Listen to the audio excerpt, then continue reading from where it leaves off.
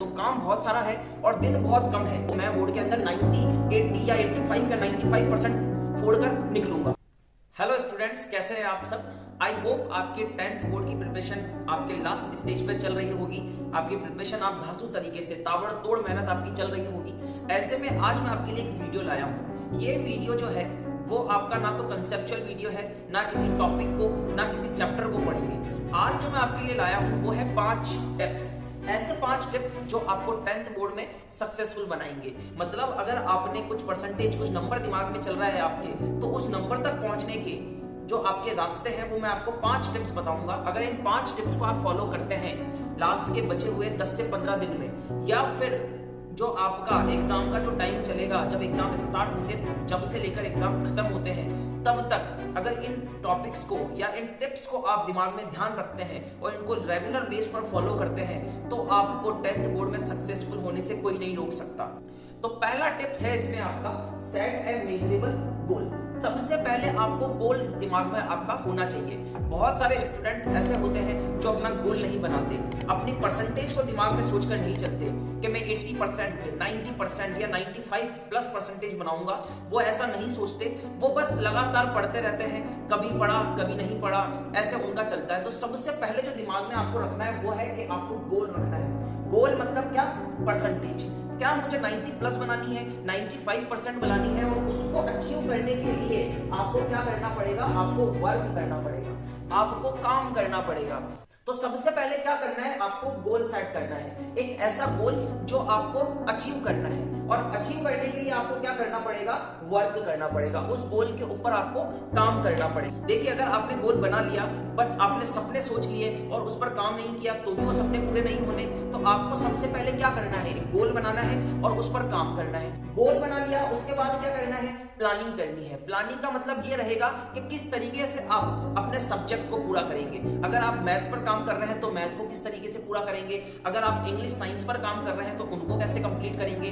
तो सबसे पहले आपको प्लानिंग करनी पड़ेगी। प्लानिंग मतलब आपको एक शेड्यूल तैयार करना पड़ेगा, अपना एक रूटीन बनाना पड़ेगा, और उस रूटीन को क्या करना है?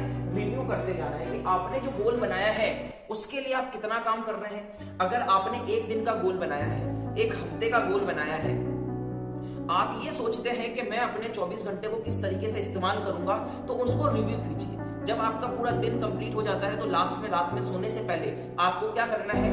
आपको पूरे दिन को रिव्यू करना है कि मैंने आज जो गोल सेट किया था, जो टास्क बनाया था, क्या वो कंप्लीट किया है। ऐसा अगर आप करते हैं, कंप्लीट करने के बाद अगर आपको लगता है कि हाँ मेरा आज का टास्क पूरा हो गया है, तो ही आप क्या कीजिए? अगले दिन की प्रिपरेशन कीजिए कि अगले दिन क्या करना है। तो सबसे जो जरूरी बात है वो है प्लानिंग करना, शेड्यूल तैयार करना, रूटीन को बनाकर उसको फॉलो करना और उसको रिव्यू करना। ठीक, अगर आप ऐसा करते हैं तो उसके बाद जो बात आती है वो है स्टे ऑर्गेनाइज्ड। स्टे ऑर्गेनाइज्ड मतलब कि रूटीन बना लिया, अब उसको बिल्कुल ऑर्गेनाइज्ड वे में क्या करना है? फॉलो करना है। उसको फॉलो करते समय आपको ध्यान रखना है better management your time. Better manage करना है अपने जो आपका टाइम रहने वाला है उसको आप किस तरीके से मैनेज करते हैं। यहां सवाल आता है कि सर टाइम मैनेज नहीं होता।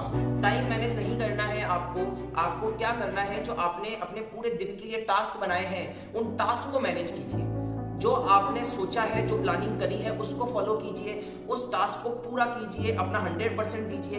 अपने आप ही टाइम मैनेजमेंट हो जाएगा। आपको टाइम मैनेजमेंट करने की जरूरत नहीं है, आपको अपने टास्क को मैनेज करने की जरूरत है। अगर आप ऐसा सोचते हैं कि मुझे पहले साइंस पढ़नी है, फिर मैथ पढ़नी है, फिर इंग्लिश पढ़नी है, तो आप क्या कीजिए? उसको ऑर्गेनाइज्ड वे में बिल्कुल अपने टास्क को कंप्लीट करते हुए आगे बढ़िए। आप देखेंगे कि आपके जो पूरा दिन का शेड्यूल है वो अपने आप मैनेज हो गया, आपका जो टाइम था वो अपने आप मैनेज हो गया। तो ऑर्गेनाइज्ड वे में जो आपने प्लानिंग करी है उसको कंप्लीट करना है। ठीक है, रोज का टास्क रोज करना है, अपने वर्क को पेंडिंग नहीं छोड़ना, कल पर नहीं छोड़ना कि ये आज काम नहीं हुआ तो इसको मैं कल कर लूंगा, नहीं, क्योंकि कल तो हमें दूसरा काम करना है।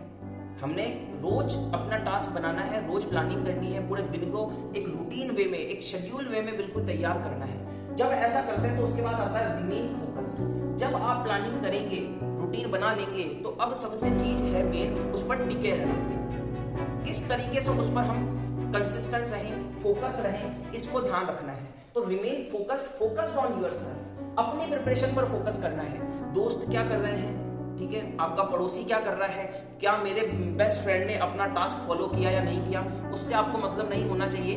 आप अपने रूटीन को, अपने टास्क को फॉलो कीजिए और बिल्कुल फोकस वे में आप क्या कर सकते हैं, 45 मिनट के आप अगर चाहें तो अपना शेड्यूल तैयार कर सकते हैं। अदरवाइज जो आप शेड्यूल बनाते हैं उसके अंदर आप 2-2 घंटे की भी सेटिंग कर सकते हैं। मतलब 2 घंटे आपने इंग्लिश पढ़ा, अगले 2 घंटे आपने हिंदी पढ़ा, अगले 2 अपने आपने मैथ सब्जेक्ट पढ़ा। तो ऐसे आप वेरियस टाइप के सब्जेक्ट जो आपके मल्टीपल सब्जेक्ट हैं उनको लेकर एक पर्टिकुलर टाइम उनको पूरे दिन में दे सकते हैं। तो फोकस्ड के साथ बिल्कुल कंसिस्टेंट वे में और बिल्कुल फोकस्ड होकर जब आप पढ़ाई करेंगे तो डेफिनेटली आपका रिजल्ट, आपने जो दिमाग में गोल सेट किया है वो आपको अचीव होगा। लास्ट जो पॉइंट रहने वाला है वो है रिवाइज करना है, आपको रिवीजन करना है जो आपने पूरे दिन भर किया। लास्ट के 1-2 घंटे जो मतलब मान लो कि आपने पूरे दिन का शेड्यूल बना लिया, 24 आवर आपने रूटीन बना लिया और जब आपके टास्क कंप्लीट हो जाते हैं, आपने जो पूरे दिन भर सोचा है वो कंप्लीट हो जाता है, तो लास्ट में जब आप सोने जाएं उसके आधा 1 घंटा पहले आप क्या कर सकते हैं, रिवीजन कर सकते हैं। जो आपने पूरे दिन भर पढ़ा उसको 1 मिनट के लिए आप क्या करेंगे, रिवाइज कर लेंगे। एक बार आपको नजर डालनी है कि आज मैंने ये पढ़ा, ये टॉपिक्स थे, ये कंसेप्ट सीखे, ये क्वेश्चन सॉल्व करे, उसको आपको क्या करना है, रिवाइज करना है। Learn from others and mistake, learn from others, दूसरों से सीखना है। अपने दोस्त से पूछ सकते हैं कि आज तेरी प्रिपरेशन कितनी चल रही है, तूने टास्क कितने किए हैं, ठीक है, बट उस पर फोकस नहीं करना, बस उससे आपको सीखना है कि हाँ इसने ऐसे रूटीन बनाया, क्या मैं भी बना सकता हूँ। अपने टॉपर से देखिए, अपनी क्लास के टॉपर को देखिए, वो किस तरीके से अपने टाइम को मैनेज करता है, किस तरीके से वो अपनी स्टडी कर रहा है। और दूसरी बात है अपनी मिस्टेक से सीखिए। मिस्टेक कौन सी, मान लो आपने आज का शेड्यूल बनाया, आपने रूटीन बनाया और आपका वो रूटीन किसी कारणवश फॉलो नहीं हो पाया, उस रूटीन के अंदर आपने उसको 70 या 80% तक ही फॉलो किया, तो उसके बाद आप क्या कर सकते हैं, उसके बाद अगले दिन जब आप उठेंगे, जब अगले दिन का रूटीन फॉलो करने जाएंगे, तो आपको वो देखना है कि पिछले दिन आपने जो टास्क कंप्लीट नहीं करे वो किस कारण से नहीं करे। क्या आप अपने दोस्तों के साथ बैठ गए थे, क्या आपने मोबाइल उठा लिया था, क्या आप टीवी देखने लग गए थे, ये गलतियां आपको बिल्कुल नहीं करनी है, ठीक है। और अपने टास्क को बिल्कुल जो सोचा है उसको कंप्लीट करना है, 24 आवर रूटीन बनाना है। आज से ही बनाइए, अभी से लग जाइए मेहनत में, क्योंकि दिन बहुत कम है और काम बहुत सारा पड़ा है। जब रिवीजन की बात आएगी तो रिवीजन में बहुत सारी चीजें हैं।